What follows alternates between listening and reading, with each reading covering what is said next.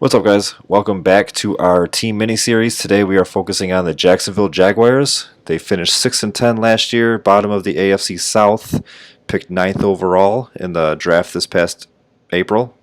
Um, Going over the fantasy projections, we're going to start with quarterback Gardner Minchu. Really no competition behind him anymore. They did trade Nick Foles away to the Bears, so it's kind of Minshew's job. I got him projected out at about 3,500 passing yards, 25 touchdowns, 10 interceptions, about 80 rushing attempts on the ground with 375 yards and a touchdown, giving him about 315 fantasy points, which is pretty good. Second-year quarterback and a team that, as we talk more in this episode, it's not really a lot of fantasy options there. So I don't know Minshew, about that. Minshew, he could be a solid QB2 for you. He could be a good streamer if you need to. During mocks that I've seen, he has been getting drafted, regardless of the setup of the league. But it's there's a lot of question marks there. Jacksonville, they're gonna have to throw it a lot, and I'm sure Jordan, you were gonna bring that up. So before I continue to ramble, why don't you talk about Minshew and your love for him?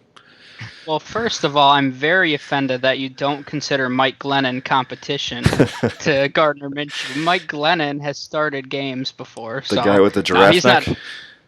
Yeah, he's no competition. But yeah, I mean, I really like Gardner Minshew this season and the offense that he's in. I've gone on record before, so I might as well just say it again that I think that he could be a QB1 this year, meaning a top 12 finish.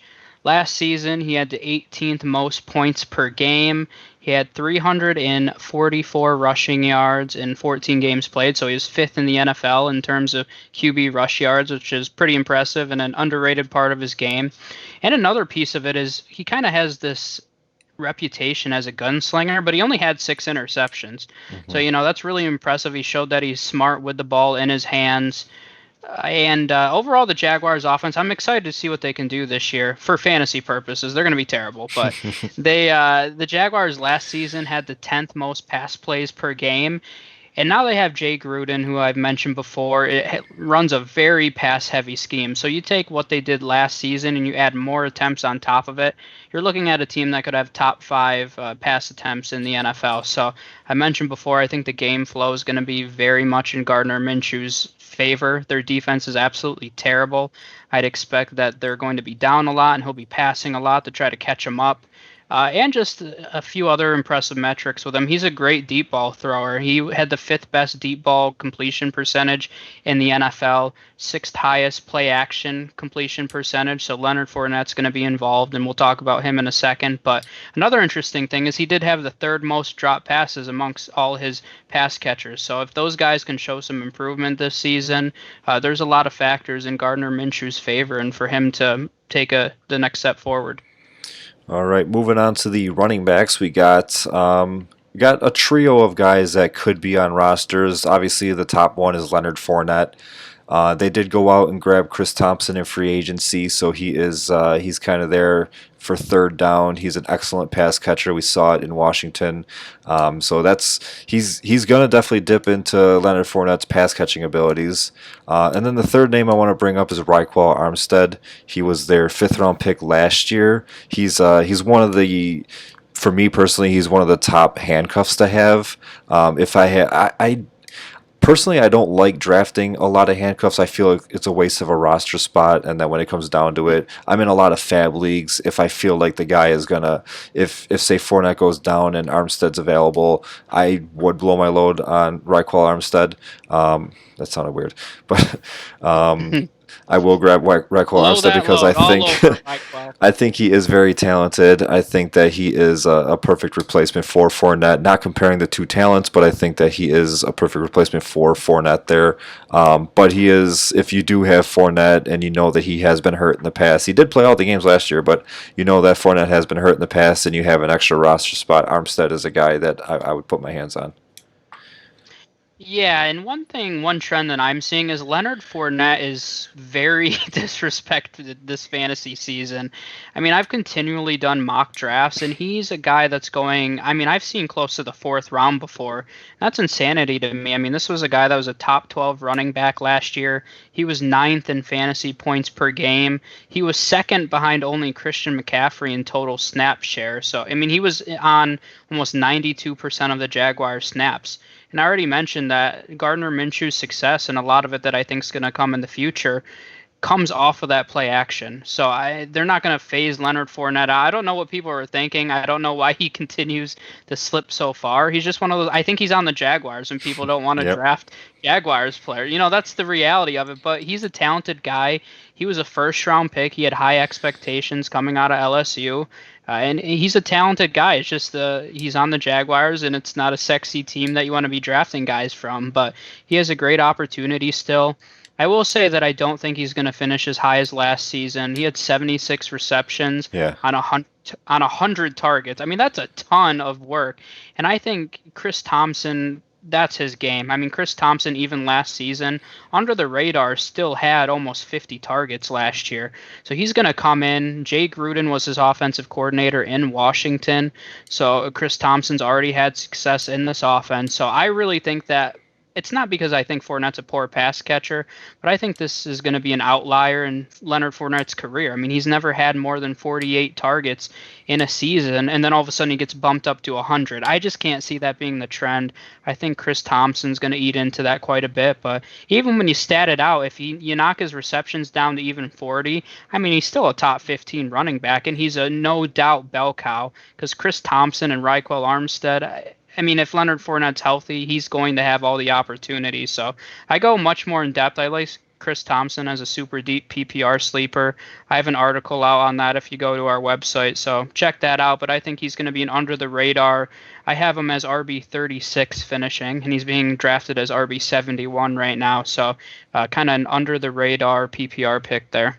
Not bad, not bad. All right, next up we got our wide receivers here. It's a little light room. DJ Chark is obviously the top dog there. They got D.D. Westbrook, who it seems like, and we don't talk about the Jags that much, but even when we do talk about him in our chats, and they end up coming up on any of the shows that we've done, any of the lives that we've done, D.D. Westbrook, his name never gets brought up. He's just forgotten about there.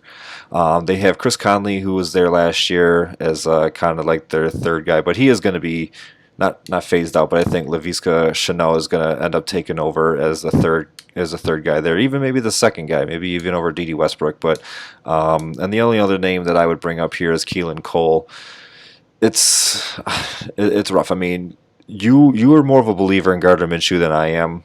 But obviously, if Gardner Minshew is everything that you think he's going to be, somebody's going to be catching the balls. So DJ Chark, Shenault, who is the rookie, their second round pick this year, Westbrook could be involved. I mean, so they definitely have. I mean, these aren't names that nobody's heard of. Everybody's heard of all these names.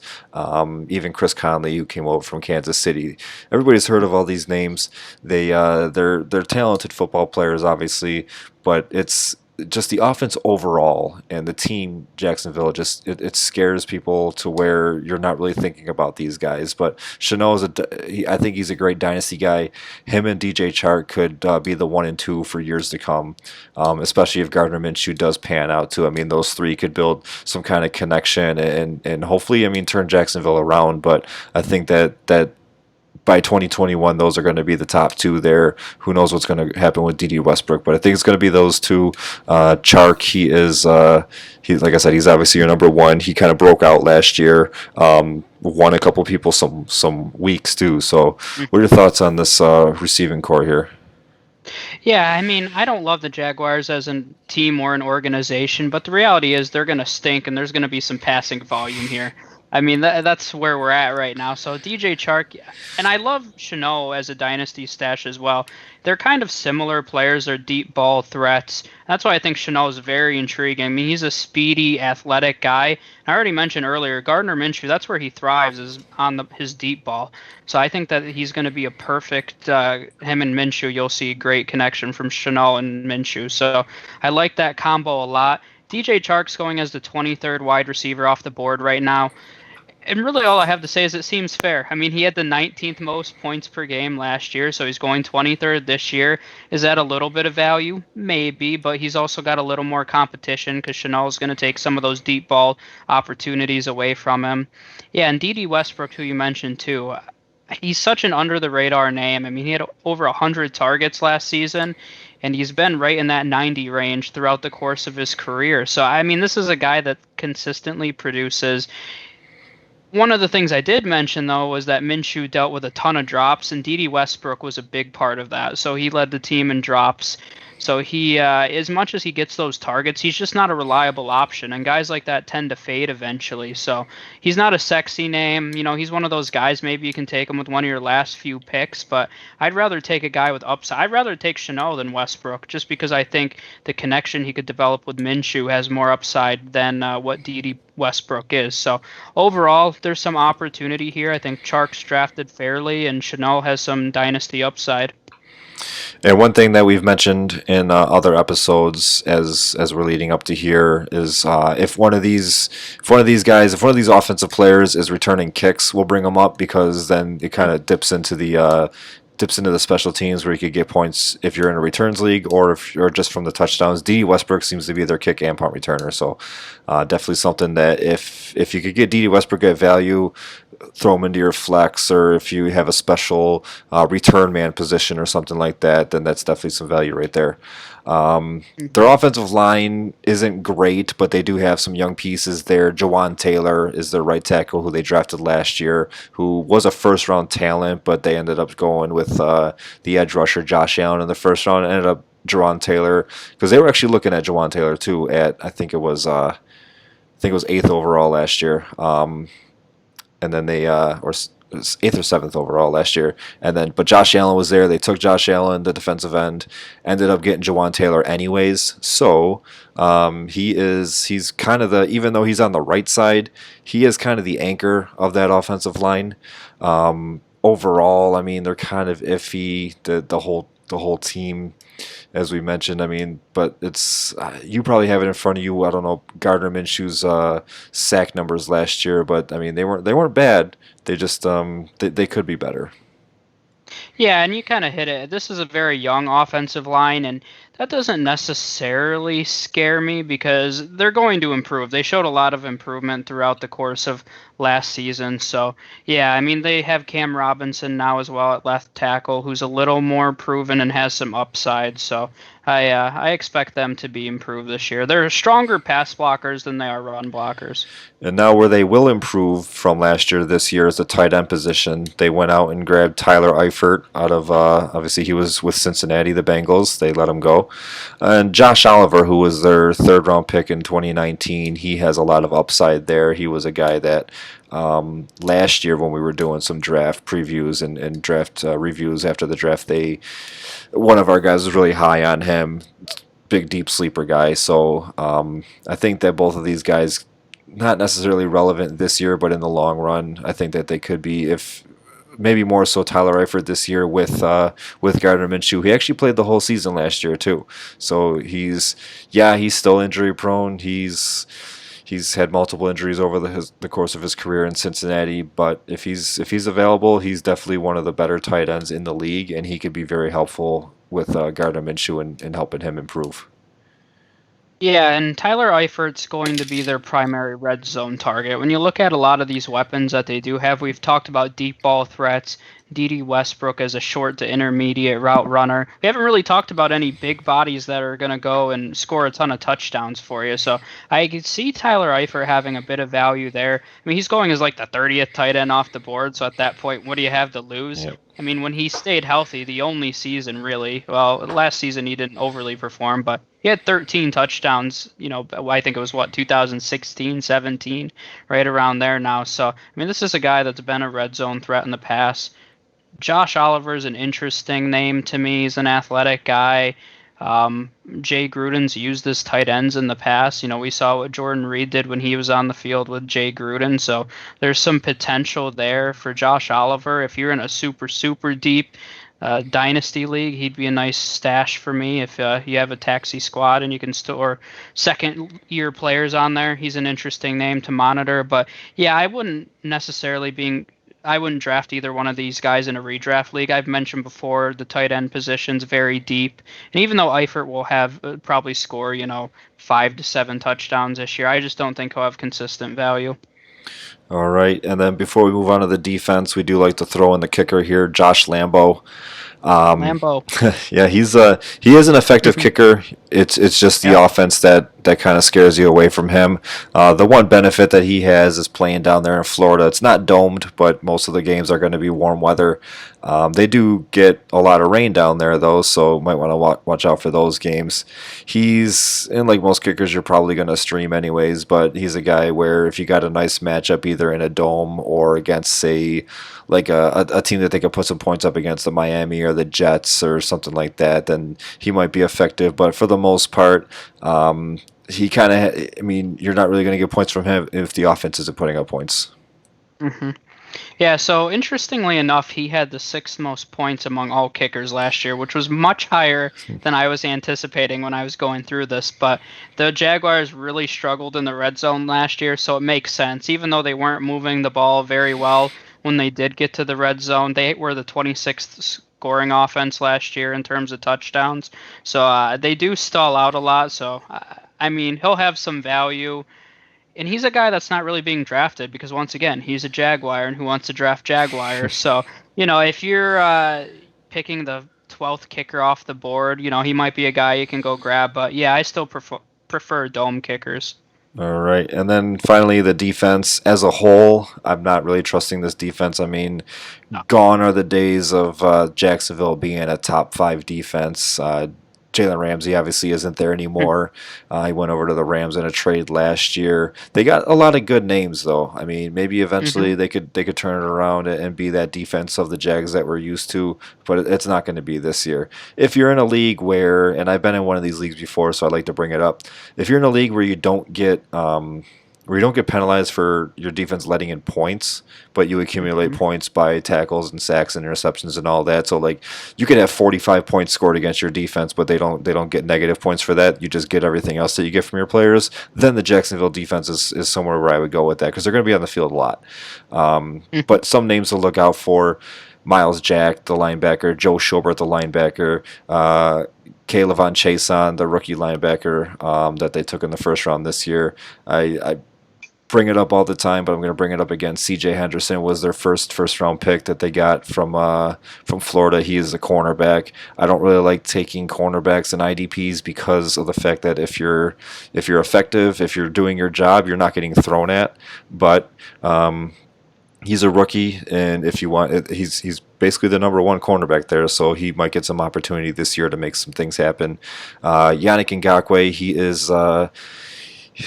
This could be his last season there if he even plays. But he's definitely one of the top defensive ends in the league, and he could get to the quarterback. So, and then Josh Allen, who was the first round pick last year. So, like I said, individually you got some names. I just don't think this defense is going to be really good overall. Yeah, and I'm excited we get to talk about the better Josh Allen here. Oh But man, just where's had to my throw mute that in there. button? But but yeah, I mean, I'm kind of sad that it looks like Yannick's going to be on his way out because I mean, you're right. As much as we're like, oh, the Jaguars defense stinks. I mean, there's some interesting young names here. Even when you look at that linebacking core, Joe Schubert, who they just signed to a nice 5-year deal. He had 133 tackles last year, so he's one of the top inside linebackers off the board in IDP leagues. Definitely a top 10 guy this year, and he should continue that value. Miles Jack, who's a first-round pick. Chason, who they just drafted, first-round pick. C.J. Henderson, first-round pick. Josh Allen, first-round pick. So there's a lot of young talent here and a lot of young, intriguing talent, but, I mean, Yannick's been pretty vocal in saying he wants to get out of there, and it's disappointing because I think that defensive front could be interesting to watch. But overall, IDP is Joe Schubert, going to be a top 10 inside linebacker. Miles Jack is more of a back end second linebacker. If you're playing two linebackers, he finished right around 24th last year, and I'd expect him to be right around there. Josh Allen's an interesting name. He has multiple eligibility at defensive line and linebacker. That's very valuable. I mean, if you can slot him in at D line, he had 10.5 sacks as a rookie, and in most years that's enough to win Rookie of the Year. But we had a certain other guy that performed a little better than that last year. And it's an overall interesting year because if Yannick does move, a lot's going to fall on Josh Allen's shoulders. He didn't have a ton of pressure because they did have Calais Campbell last year and Yannick. So Josh Allen was really the third pass rushing option there. So now there's going to be a lot more attention on him, probably more double teams. So we'll see how he responds. But I think he provides a lot of value at defensive line. All right, so that about does it for our Jaguars preview. Got some good names out there as far as fantasy goes, but not really anything too sexy. As far as our final thoughts on them in the league, I think they're going to finish. They're going to finish last in the division again. I think that this AFC South is a three-team race. Jacksonville not being one of those teams. They had 6 wins last year. I could see them being around the 5-11, 6-10 range again. I don't have their schedule in front of me, but they just in their division. I mean, Tennessee is beatable. They have a good defense, but that could be a pretty close game. Houston, same thing. They got a good defense, but anytime you got Deshaun Watson, that's I got to give the edge to Houston there. And then Indianapolis. So, I mean, those division battles are going to be. I think they're going to be good games, low scoring games, where Jacksonville can maybe pull out 2 or 3 there, go 3-3 in the division. But just overall, I don't think this team has enough talent to string together a few wins and get more than 6. Yeah, I mean, they'll be in last place. There's not much doubt in my mind. I mean, they're by far the least talented team in that division as of right now. But, one of the interesting things to me just quickly is everybody has them pegged as having the number 1 overall pick this upcoming season. And I honestly actually don't really get it because they were 6-10 last year, which is normally not good enough for the first overall pick. And really nothing has changed. I mean, most of their roster is back. They've added a few first-round picks, so I agree. I expect them to finish around that 5 to 6 win mark. All right, so that does it for the Jags. We'll see you guys the next show.